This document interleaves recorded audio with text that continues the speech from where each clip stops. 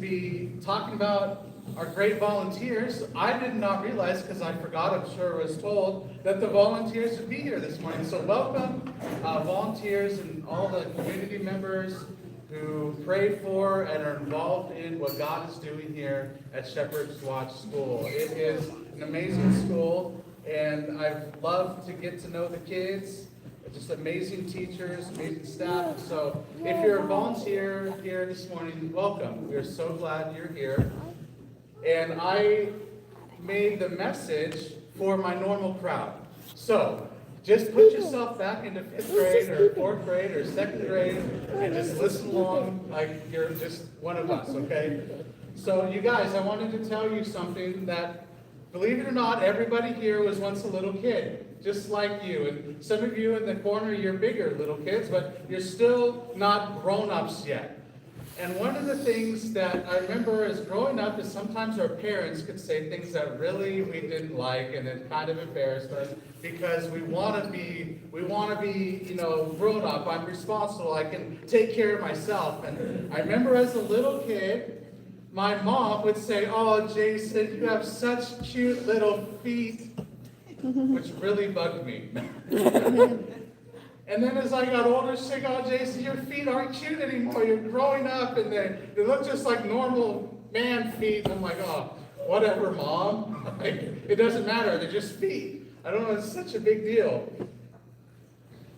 But I want everybody to look at your feet right now. Just take a look at your feet, all right? Just take a look. You can see them. You don't have to take your shoes off or anything, but just take a look at your feet.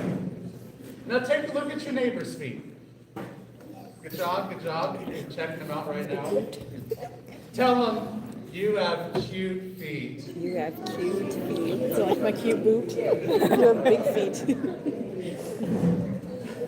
You guys, we just said that, but can I just say something? Feet are nasty. Feet are not good. You guys, no one has cute feet. These things that we looked at, they are full of just weird, nasty things. If you research about your feet have around 250,000 sweat glands. If you were to take a centimeter by centimeter area, you would have approximately 600 sweat glands in 1 centimeter by 1 centimeter in your feet. Your feet can produce half a pint of water every day, or sweat. And you're like, "Well, how much is half a pint?" If I could, I'm just going to borrow Go ahead. this as an example.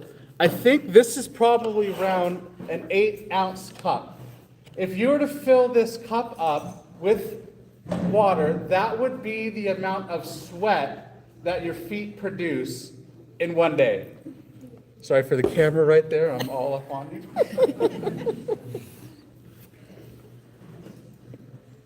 If you wear socks and shoes, you guys, that sweat has nowhere to go. So who's wearing shoes this morning and socks? I'm very sorry. Our moisture has nowhere to go. I am too, okay? It makes a warm, dark, humid place for bacteria to grow. And all this bacteria that's what makes your feet stink. Anybody here ever taken off your shoes and like, "Ooh, that is not good"? Okay, that's what's going on with your feet. A little bit of science is that there's bacteria growing, and that's what produces the smell. The smell is the waste product of the bacteria actually eating your skin. It's the same bacteria used to ripen Munster and Limburger cheese.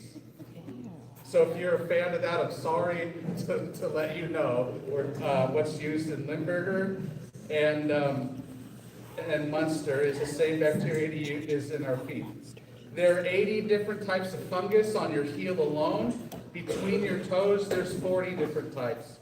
If you have calluses on your feet, eventually those will break off, and when you take off your socks and your shoes, much of the little fuzzy stuff that you find is actually part of your skin that has come off with calluses. That's what's going on with your feet. And so, with that being said, I want to read to you a story this morning about something that Jesus did. And it's found in John chapter 13.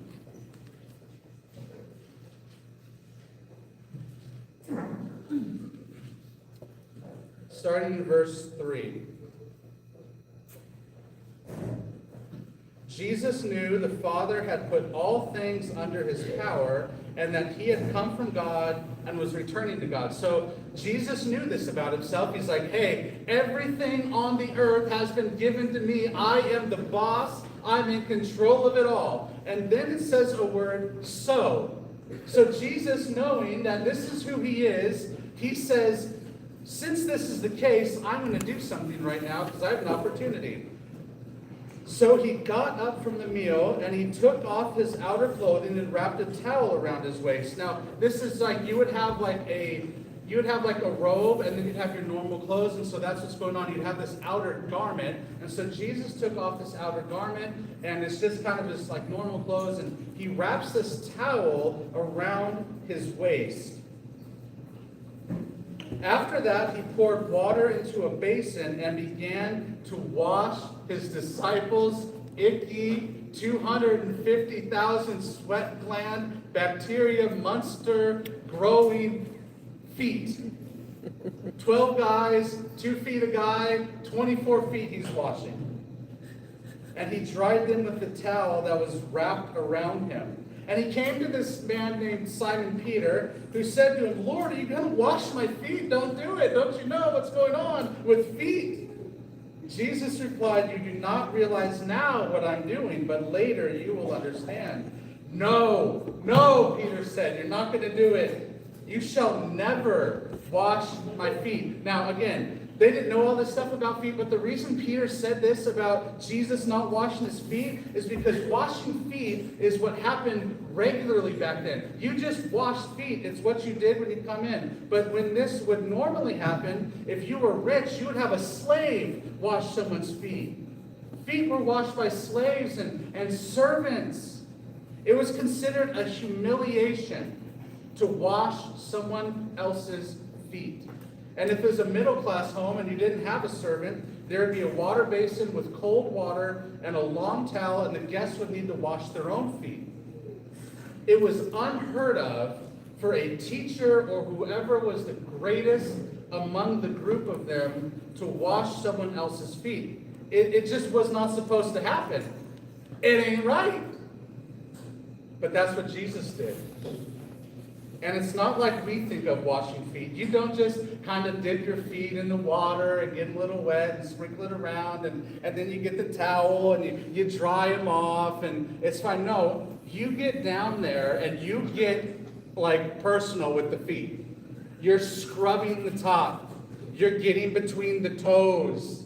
You're getting on the bottom, and you're not just kind of wiping it. You are scrubbing the bottom of the feet, because the point isn't for it to feel nice for you at the end of a journey. The point is to get your feet as clean as possible. And if you're a good servant, a good slave, that is what you do, and that is what Jesus was doing. It wasn't just like dipping it in the water, my feet are wet, dry them off. He was getting the grind, because you're honoring them as greater than yourself. That is what this symbolized. So Jesus was the last person who should be washing feet. But he got down and he put himself in the place of a servant. And then we see in verse 12, this is what happened. When he had finished washing their feet, he put on his clothes and returned to his place. He said, do you understand what I have done for you? You call me teacher, and you call me Lord, and rightly so, for that's what I am. But now that I, your Lord and teacher, have washed your feet, you should also wash one another's feet. I have set you an example that you should do as I have done for you. Very truly, I tell you, no servant is greater than his master, nor is a messenger greater than the one who sent him. Now that you know these things, you will be blessed if you do them. So since Alex took up the collection this morning, he's in the common. I have a bowl and a towel, and Alex is going to wash it. No, I'm just kidding. He's like, I'm down. I'll do it. You guys, when Jesus said this, it's huge. This is a big thing. Jesus just modeled what leadership looks like. This is leadership. What Jesus said is lead What Jesus said about leadership, it's completely different than what the world says about leadership. It probably goes against what maybe you want to do. Who here, you don't really want to wash feet. No one really, you want to do that. Where I was at before in Wisconsin, there was an elementary school my kids went to. It's called Sparta. And in the beginning, when you walk in, there's all these pictures of all the kids, and they're holding up what they want to be when they grow up. And so you've got doctor, astronaut, I want to join the army, I want to be a police officer, I want to be a bakery owner. You had people like, I want to be a pizza maker, I want to be a football player. There was no one there who said, I want to be a foot washer. That's me. Open up my own foot washing company, and we're going to just do this thing and take over the market. In fact, you guys, if that was someone's job, then the world would say, well, they must not be very smart, or they must not be very successful, or they must not have worked very hard in school, because look what they're doing with their life. Something must be wrong with them to grow up and be a servant. But that's the way the world looks at serving. To be a servant actually, I think, has a very specific, valuable skill set. And it's one that Jesus doesn't look at as bad at all. In fact, he said this is what it looks like to be a leader. So you guys just kind of focus in with me real quick, okay? I believe this is more valuable than you being intelligent, or you having grit, or you being assertive. This is the type of thing that makes someone stand out as exceptional among everyone else. And it's this. It's a pure, selfless, servant's heart.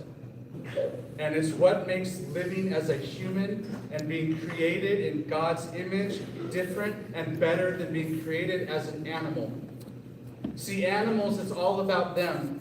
And it's all about theirs. You have to be bigger and stronger and faster and smarter so that you can live. See, it's all about you getting yours and you surviving. It's all about you. And if something else doesn't make it, well, they were not good enough. But that's not what it is to be human. That's not what it is to be created in God's image. That's not what Jesus said. He said, I'm your teacher, and I'm teaching you. Do you understand what I'm doing? I'm not just your teacher, I am Lord, and I am the example. And you guys, God is calling you to lead, but He's not calling you to lead like the world calls you to lead. The world teaches leadership, it's all about you and your abilities and getting people to follow you. And if you just work a little harder and try a little longer. But what I'm telling you is, Jesus says, wash people's feet. Get down with them on their level. Do not consider yourself superior or better than any of them. You guys, the kids that you're sitting around the table with, you shouldn't look at them as, oh, I'm better than them or I'm better than them. No. Jesus is calling us to look around the table at the people that we're sitting around the table with and say, I love them. And I'm going to serve them. And I'm no better than they are. We're all together in this. Jesus says, don't use your position for gain. Use your leadership and your possession and whatever authority that you have, whatever ability you have for the betterment of those that are sitting around the table with you right now. What would that look like, you guys? In your classroom, if you decided, I want to be a servant, I want to be like Jesus, to be with someone, to go out of your way to help them. If you see someone struggling, to go out of your way to help them understand something, what would it look like to wash their feet? No task is too small or below you. And to show you this, Jesus said, I'm going to do what's a humiliation in the eyes of the world. And then Jesus says, do what I've done. Do what I've done. You guys, kids, God is calling you, each and every one of you. But He's not calling you to selfishness. He's calling you to servanthood. And don't ever let the world tell you that servanthood is wrong or it's not a worthy enough reason to do what you do. when we serve others, when we do tasks no one sees. Volunteers, when you do tasks, no one sees, no one knows what you do. No one sees what you sacrifice. When you work hard, when you do things that you ask other people to do because it's not below you to do them, you're right there with people. When you do things you don't have to do, when you do them just because it's what the Lord would want you to do, when you serve, you are leaders, and you are the best kind of leader. You're a servant leader, and you're a leader like the Lord has been an example for you to follow. So I want to encourage you, lead and serve with a heart that serves not for men, but unto the Lord. And you guys, it is the foundation right now that God is building on in your life. To be like Him, to love like Him, to serve like Him. What is done for the Lord will last, because we do not build a kingdom of the earth. We are part of a heavenly kingdom that will endure. Which is pretty cool, right, guys? Okay. I think it's pretty cool.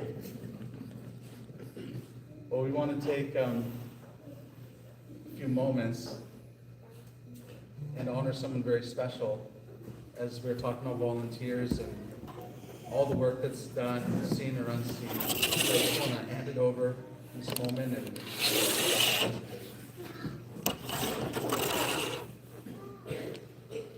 And sorry to interrupt.